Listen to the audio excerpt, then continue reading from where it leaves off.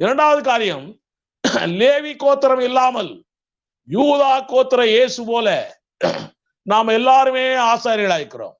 நம்ம எல்லாம் 12 கோத்திரத்துல எந்த கோத்திரத்தையும் சாரல, லேவி கோத்திரத்தையும் சாரல, நம்ம எல்லாம் புறஜாதியிலிருந்து வந்தவர்கள், நம்ம எல்லாருமே ஆசாரியர்கள். உங்களுக்கு ஒரு காரியம் சொல்லுகிறேன், நம்ம எல்லாரும் ஆசாரியர்கள்னா அப்ப சர்ச்சில் பாஸ்டர்லாம் இருக்காரு, அவரெல்லாம் என்னப்பான்னு நிறைய பேருடைய கேள்விகள். இதை நான் விளக்கமாய் நிறைய இடங்களிலே சொல்லி இருக்கிறேன். ஒரு ஊழியம் என்றால் அது ஒரு காயின் போல, ஒரு காயின், அந்த நாணயம், அதற்கு 2 பக்கங்கள் உண்டு. அதுல ஒரு பக்கம் தான் 1 பேதுரு 2:9 படியான ஆசாரிய ஊழியம். இந்த ஆசாரிய ஊழியம் அவருடைய புண்ணியங்களை உலகம் பூராய் தெரிவிக்க வேண்டும். உலகம் பூராய் மத்தேயு 28:18-19 சொல்லப்பட்டபடி உலகம் எங்கும் போய் தெரிவிக்கிறதுக்கு நம்மை ஆசாரியனாய் ஊழியக்காரனாய் வைத்திருக்கிறார். இது காயின்ல ஒரு பக்கம். காயின்ல இன்னொரு பக்கம் தான் சபைக்குள்ளே.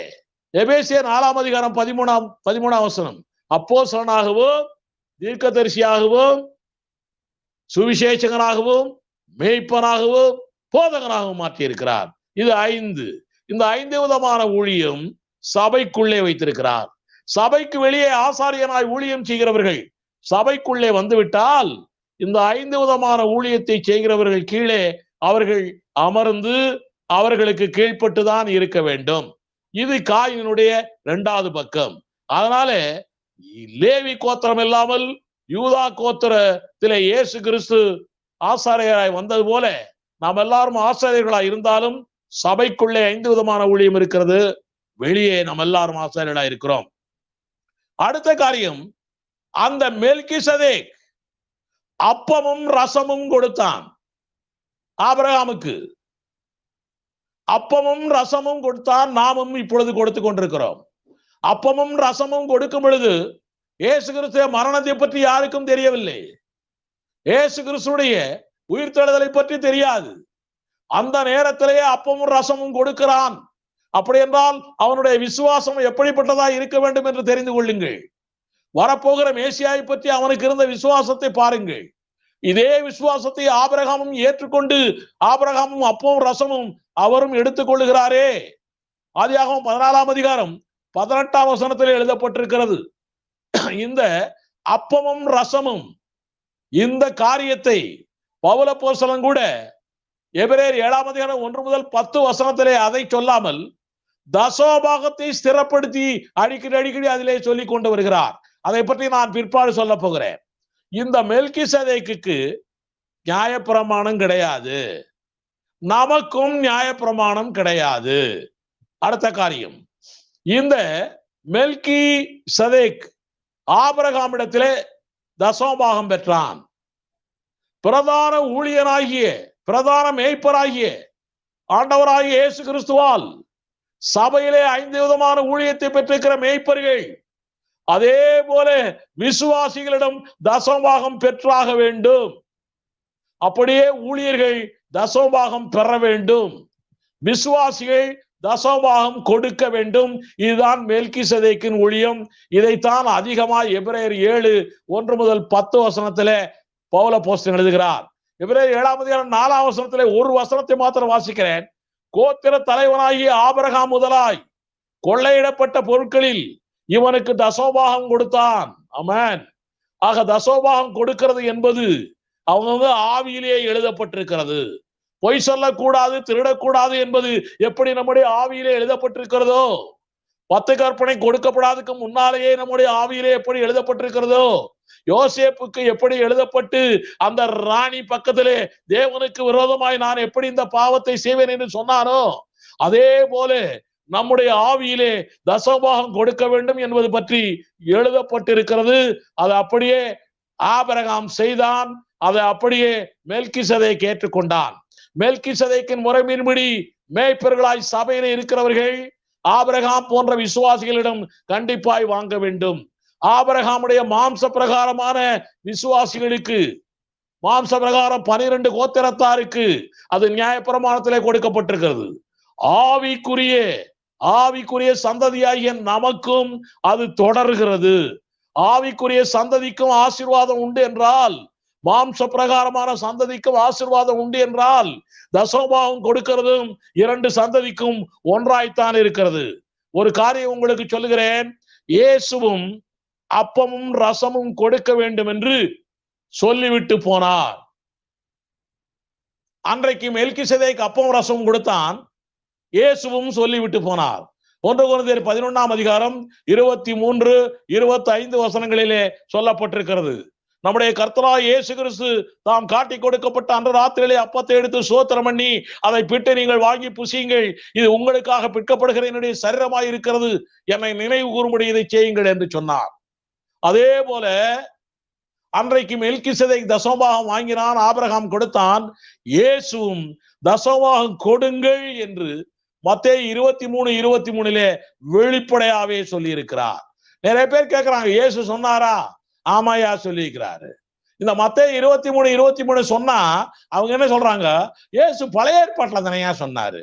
அப்ப இயேசு 4 சுவிசேஷ புஸ்தகத்திலையும் இயேசு சொன்ன அத்தனை வார்த்தையும் பழைய ஏற்பாட்டுல சொன்ன வார்த்தை தான். அப்ப அத்தனை வார்த்தையும் வேண்டாமா நமக்கு? சிந்தியுங்கள். இந்த செய்தியை கேட்டுக்கொண்டிருக்கிற எல்லாரும் இதை பற்றி சிந்திக்க வேண்டுமாய் உங்களை அன்போடு கேட்டுக்கொள்கிறேன். இன்றைக்கு தசமபாகம் கொடுக்க மாட்டேன் என்று சொல்லுகிறவன் தேவனை வஞ்சிக்கிறான். தசமபாகம் கொடுக்க வேண்டும் என்று சொல்லி மிரட்டுகிறவன் கொள்ளைக்காரனாயிருக்கிறான். நம்ம மிரட்டுவதும் அல்ல, வஞ்சிக்கிறதும் அல்ல. நாம் கொள்ளைக்காரனும் அல்ல, வஞ்சிக்கிறவனும் அல்ல. வசனத்திலே சொன்னபடி நடக்கிற பிள்ளைகளாய் நாம் இருக்க வேண்டும். அடுத்ததாய் உங்களுக்கு சொல்லுகிறேன், அந்த மெல்கிசேதேக் ஆபிரகாமை ஆசீர்வதித்தான். எபிரேயர் 7:6 எழுதப்பட்டிருக்கிறது. அதே போல ஊழியக்காரர்களாகிய நாம் எல்லாரும், இந்த மெல்கிசேதேக் முறையின்படியான ஊழியத்தை செய்கிற நாம் எல்லாரையும் ஆசீர்வதிக்க வேண்டும். நம்ம யாரை ஆசீர்வதிக்கிறோமோ அவர்கள் எல்லாரும் ஆசீர்வாதத்தோடு வாழ்வார்கள்.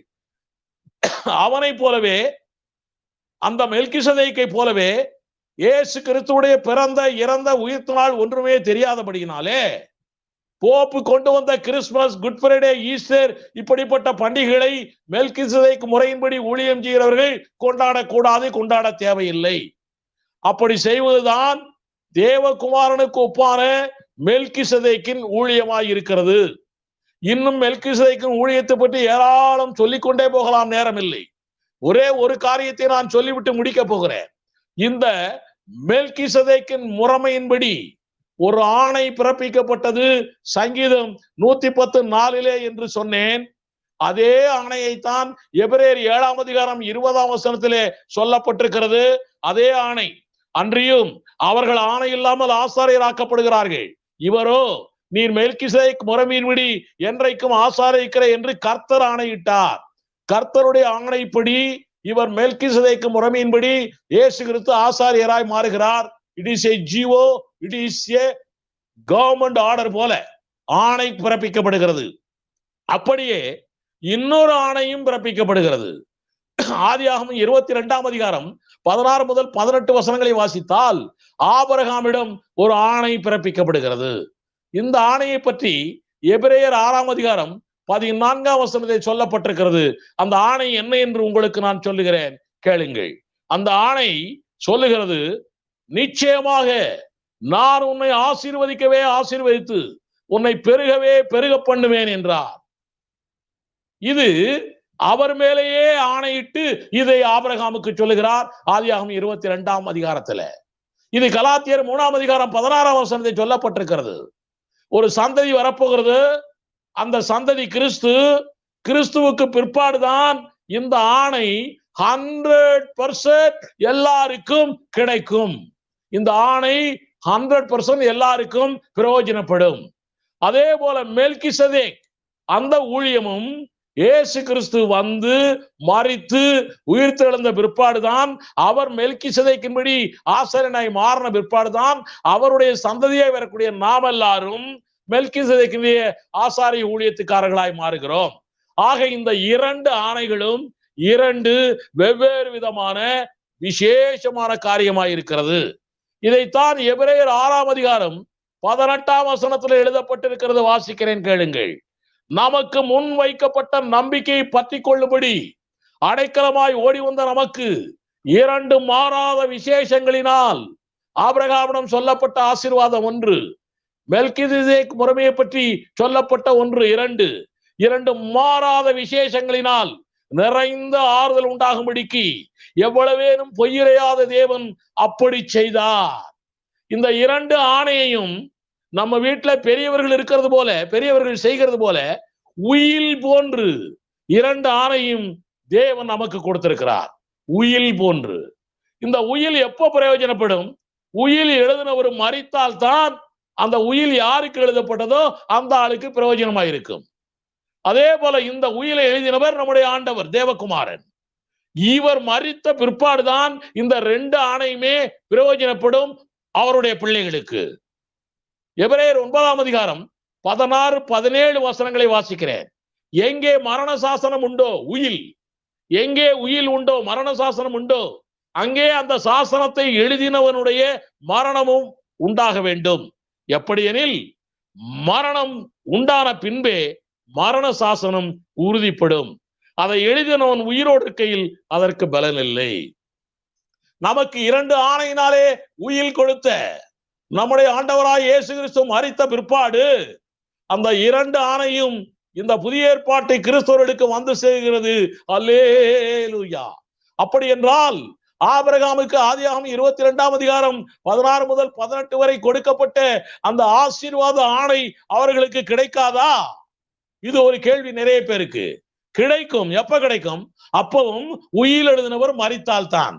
அப்ப அவங்களுக்கும் ஏதோ கொஞ்ச நாச்சும் கிடைக்க வேண்டும் என்ற ஒரு எண்ணத்தோடு தான் நம்ம ஆண்டவர் இயேசு கிறிஸ்துவின் ரத்தத்துக்கு சமமாய் அல்ல, இயேசு கிறிஸ்துடைய ரத்தத்துக்கு நிழலாய் காளை வெள்ளாட்டுக்கிட ரத்தத்தை சிந்த வைத்து, காளையும் வெள்ளாட்டுக்கிடாயும் மரிக்க வைத்து, ஆபிரகாமுக்கு ஆதியாகமம் 22, 16 முதல் 18 வசனத்திலே சொல்லப்பட்ட அந்த ஆசீர்வாதங்கள் அவர்களுக்கு ஏதோ ஒரு பர்சன்டேஜ் 30%, 40%, 50% கிடைக்கும்படியாய் அவர்களுக்கு ஏற்பாடு செய்தார். ஆனால் இயேசு கிறிஸ்து மரித்த பிற்பாடுதான் அந்த ஆபிரகாமுக்கு கொடுக்கப்பட்ட ஆசீர்வாதம், கலாத்தியர் 3ஆம் அதிகாரம் 7, 9 சொல்லப்பட்ட ஆசீர்வாதங்கள் 100% புதிய ஏற்பாட்டு கிறிஸ்தவர்களுக்கு, இயேசு கிறிஸ்துவை விசுவாசிக்கிறவர்களுக்கு, அந்த உயிலை எழுதினவர் மரித்த பிற்பாடு எல்லாருக்கும் கிடைக்கிறது. ஆக நாம் 2 ஆணைகளையும், அந்த உயில் எழுதினவர் மரித்ததுனாலே 2 ஆணைகளையும் கிடைக்கிறது. அதிலே ஒன்று விசேஷித்த ஆணை, மெல்கிசேதேக்கின் முறைமையின்படியான ஆசாரிய ஊழியம். எனவே இதனால் தான் எபிரேயர் 11ஆம் அதிகாரம் 39, 40 வசனத்துல ஒரு வித்தியாசமாய் எழுதப்பட்டிருக்கிறது. எபிரேயர் 11 விசுவாசிகள் பட்டியல் ஆபேல் முதல் எழுதப்பட்டிருக்கிறது. எல்லாம் கடைசியில எழுதி முடிச்சிட்டு 39, 40 பவுல் எழுதுகிறதை பாருங்கள். இவர்கள் எல்லாரும் விசுவாசத்தினாலே நற்சாட்சி பெற்றும், யார்? ஆபேல் முதற்கொண்டு எல்லாரும் விசுவாசத்திலே நற்சாட்சி பெற்றும் வாக்குத்தத்தம் பண்ணப்பட்டதை அடையாமற் போனார்கள். அவர்கள் நம்மை அல்லாமல் பூரணராகாதபடிக்கு விசேஷித்தமானது ஒன்றை தேவன் நமக்கென்று முன்னதாக நியமித்திருக்கிறார். அல்லேலூயா. இவர்கள் எல்லாரும் விசுவாசத்திலே நல்லா இருந்தாலும் கூட அவர்கள் வாக்குத்தத்தம் பண்ணப்பட்ட இந்த உயிலை அடையவில்லை.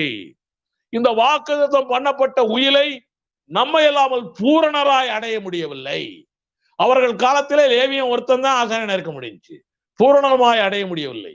அவர்கள் காலத்துல ஏதோ வெள்ளாட்டுக்கடாய் ஆட்டுக்குட்டியை கொஞ்சம் விசுவாச்சாங்க, 40%, 50%, 60% தான் ஆசீர்வாதம் கிடைத்தது. நாமும் விசேஷித்தமான ஒன்றை தேவன் நமக்கென்று வைத்திருக்கிறார். நாம் வித்தியாசமானவர்கள், புதிய ஏற்பாட்டு கிறிஸ்தவர்கள்.